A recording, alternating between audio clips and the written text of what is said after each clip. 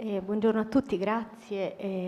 Renata prima di tutto per questa introduzione e grazie alla professoressa Conforti, a Maria Grazia e ad Amelio per aver portato avanti questo programma che effettivamente ci vede coinvolti e quindi forse due parole, veramente 2 minuti di spiegazione del lavoro che stiamo facendo come struttura di missione della Presidenza del Consiglio sono necessari. Il mio collega, amico, ingegnere Luigi Sant'Andrea non è potuto venire, manda naturalmente i suoi saluti e poi rimanderemo agli atti per tutti gli approfondimenti. Mi richiamo anch'io, visto che ieri è stato più volte citato a questo dépliant con il programma del convegno, perché effettivamente così intenso, essenziale, spiega bene i motivi per i quali siamo qui oggi, per i quali stiamo lavorando e mi riferisco in particolar modo alla frase in cui leggiamo la conoscenza, la cura dei memoriali è dovere di ogni cittadino, quindi il dovere della memoria è un dovere, un impegno di ogni cittadino e per quello che riguarda la nostra attività aggiungo è il dovere di ogni istituzione che rappresenti correttamente, completamente i cittadini. Noi come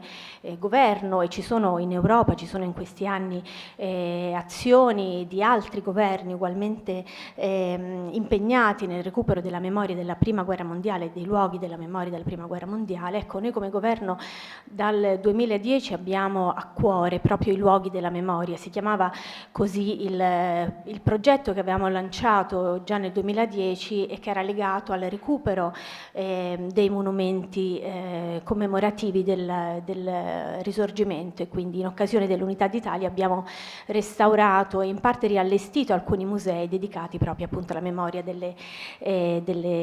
campagne e delle lotte risorgimentali. Ieri si nominava la Torre di San Martino, per esempio, quello è uno dei luoghi della memoria che abbiamo recuperato, restaurato il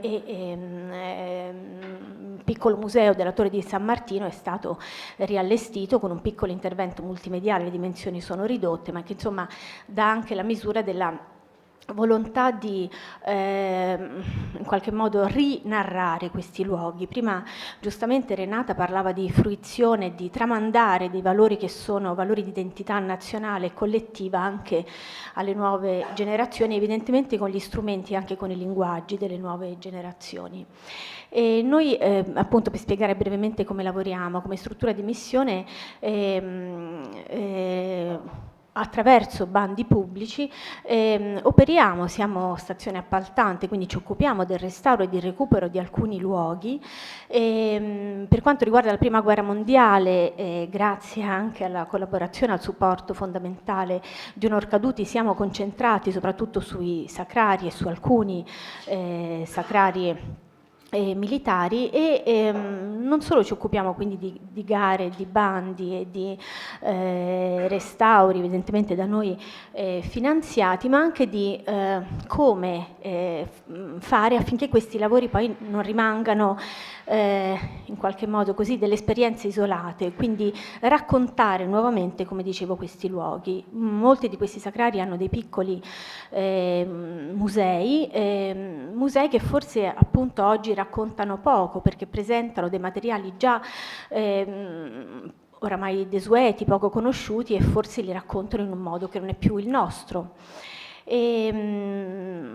Sentirete adesso parlare del caso, possiamo dire così, proprio dell'esperienza molto complessa che stiamo facendo a Re di Puglia attraverso appunto degli inviti pubblici. Abbiamo ora l'onore e il piacere di lavorare con Eugenio Vassallo per quanto riguarda il restauro del monumento, con Orazio Carpenzano per quanto riguarda l'intervento molto complesso sulla Casa della Terza Armata, quindi il Museo di Re di Puglia e sugli spazi circostanti, e con Studio Azzurro che tutti conosciamo e che ha un'esperienza oramai pluridecennale nella narrazione appunto così emozionale di spazi museali. Leonardo San Giorgi, permettimi una piccola parentesi,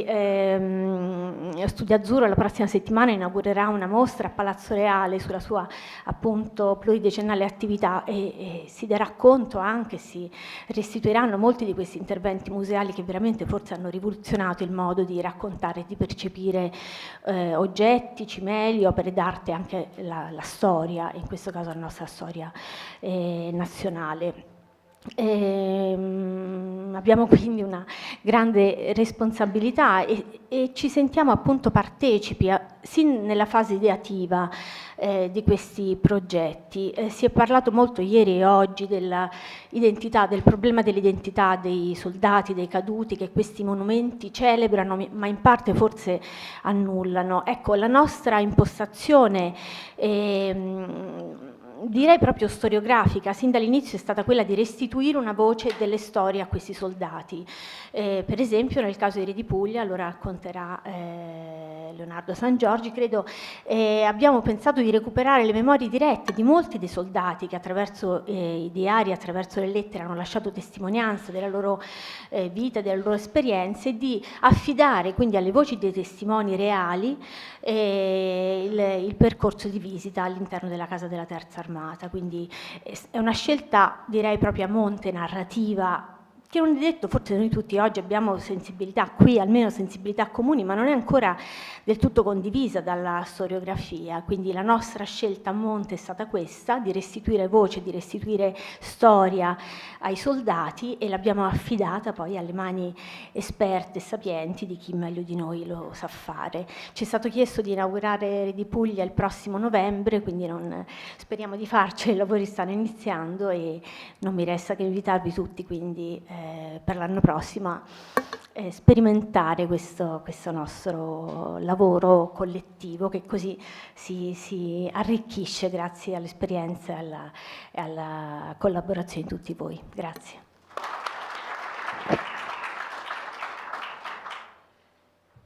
Grazie all'unità tecnica, grazie alla professoressa Villari, che ha già introdotto il professor Vassallo, ordinario di restauro architettonico da molti anni, che ha anche un'intensa attività di interventi di restauro e di conservazione, vincendo numerosi concorsi nazionali e internazionali e pubblicando anche i suoi interventi. Ne cito solo alcuni per brevità, nel mentre che prepara la sua presentazione. Gli interventi di restauro alla Basilica Palladiana di Vicenza, volumi e saggi sul restauro, tra cui uno degli ultimi riguarda Eugène Viollet-le-Duc, Notre-Dame de Paris, Victor Hugo, pubblicato nel 2008, ma ancor più altri interventi fatti a Venezia, il restauro del Fondaco dei Turchi, il diventato Museo di Storia Naturale, il Pio Loco delle Penitenti, un complesso veneziano che è stato riconvertito in una casa di riposo di nuova generazione, e anche il progetto per l'Accademia di Belle Arti di Venezia, che risale al 2001 e poi pubblicato successivamente nel 2007, la pescheria di riva Nazario Sauro a Trieste, e ancora il restauro di Villa Contarini e Piazzola del Brenta, e così via. E adesso penso che la cosa migliore sia ascoltarlo. Grazie, professore.